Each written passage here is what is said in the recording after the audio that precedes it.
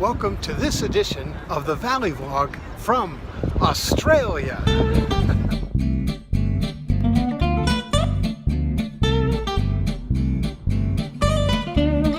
Hello everyone, we're in town for a cruise ship and we only have a few hours to experience the city. So it's time to fuel up. It's going to be a busy day.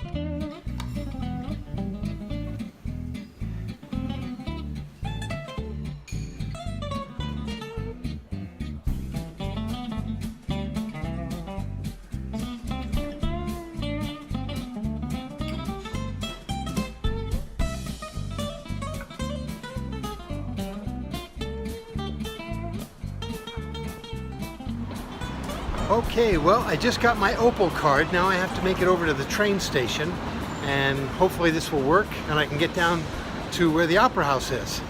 We'll see how easy this works out. Sydney's public transportation was probably the most convenient I've encountered, and the Opal Card was all-inclusive, so it covered the trains, the buses, and the watercraft. Wow, I really like this train station. It's actually pretty quiet. I'm in the right spot. I just need to get on train number 2. And it should be arriving in just a few minutes. And then we'll be there at Circular Quay.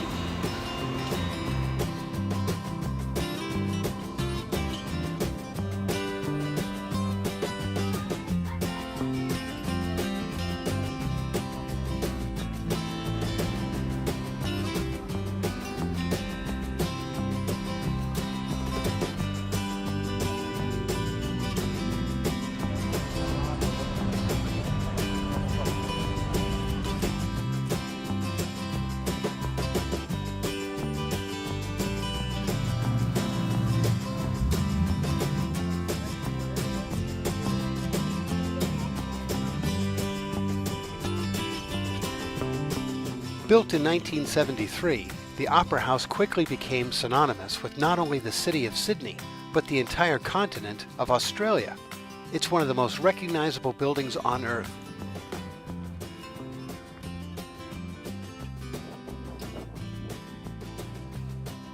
Standing in its shadow, you definitely get the feel of a Gothic cathedral.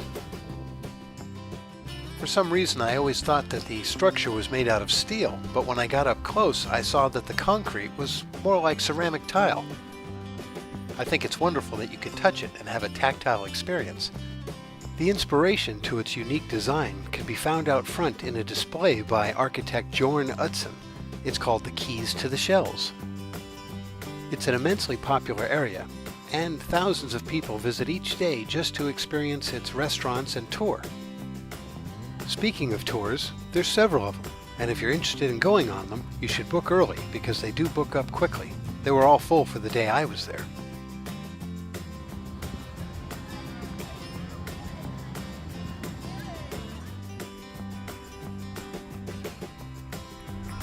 Beautiful, beautiful. The Sydney Opera House, an icon to the harbour and the world.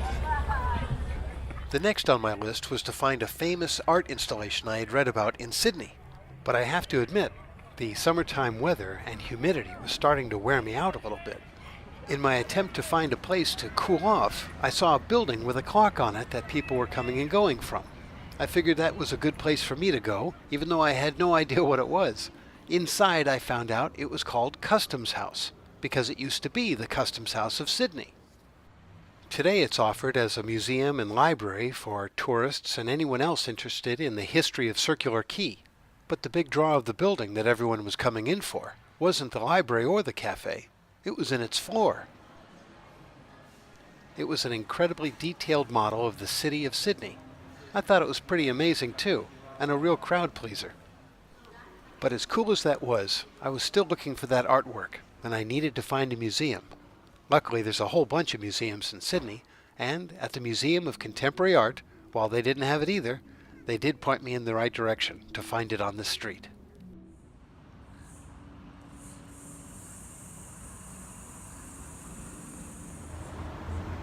Now, even though it says the road is closed, I actually know it's not. It's a turnabout, so I have to keep my eyes peeled here so I don't get killed while I'm doing this.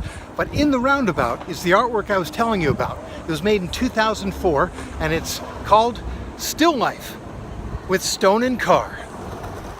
As you can tell, it's a 2-ton stone sitting on top of a red car. Actually, it's a 1999 Ford Festiva, and it was celebrated when it was crushed in front of the Sydney Opera House by its artist, Jimmy Durham. It remained there for some time until it was moved here in 2006, and taxi drivers told me that it's one of the most frequently requested areas.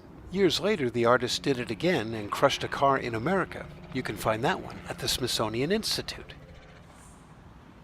I realized I was getting hungry, and I needed to find some food. But as much as Hungry Jack's looked like Burger King to me, I knew this wasn't where I was supposed to go. I needed to meet up with my dad at a place called World Square and a restaurant called Grilled that featured hamburgers and beer. And that's exactly what I did.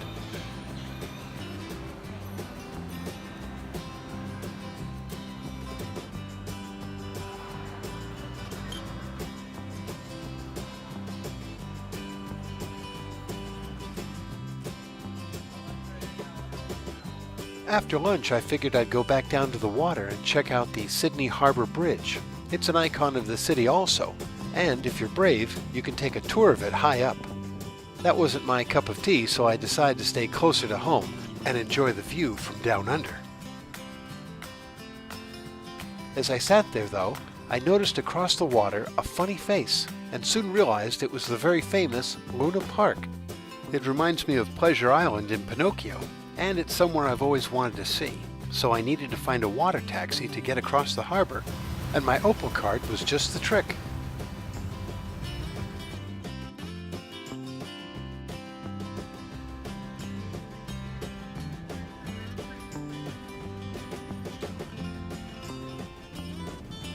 Originally built in 1935, its iconic funny face has gone through several iterations over the years, as well as the park. The park was partially inspired by a visit to Coney Island in New York, and when you get inside, you definitely feel an homage to 1920s and 30s Americana.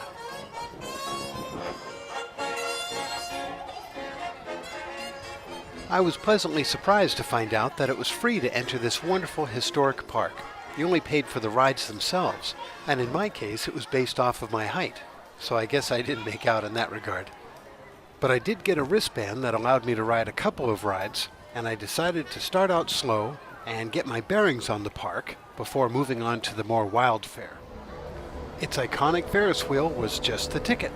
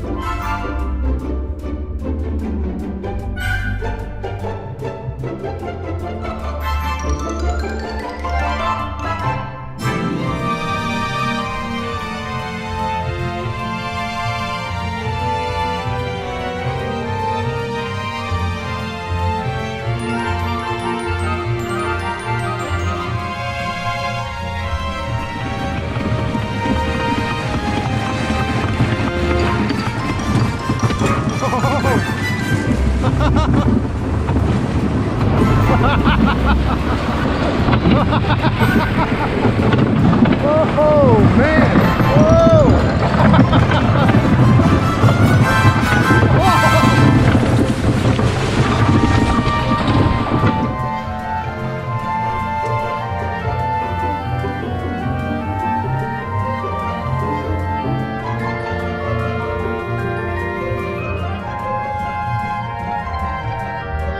Steve, I love you! Steve, I love you!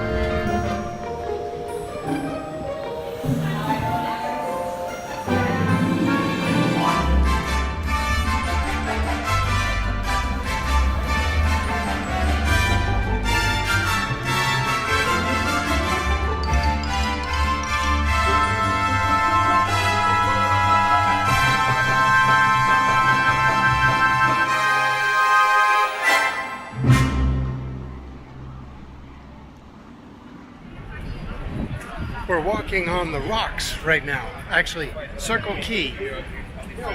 Everyone's walking from the ship, trying to get in some time before they have to sail away.